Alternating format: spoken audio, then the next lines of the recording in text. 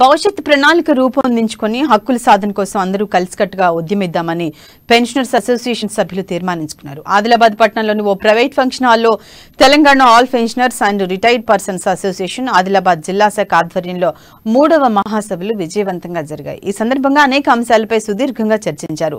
హక్కుల సాధన కోసం భవిష్యత్ పోరాటాలకు సిద్ధం కావాలని పిలుపునిచ్చారు.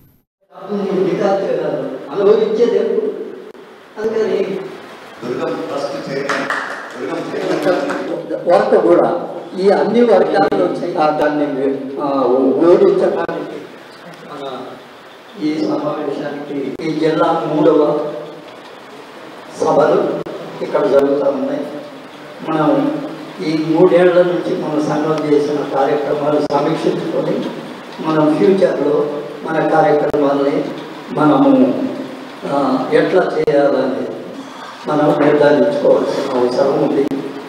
అయితే ఇవాళ కేంద్ర ప్రభుత్వ మంత్రుల ప్రతి వారి నోటి నుంచి కూడా పెన్షన్ మీద దాడి జరుగుతూ ఉంది.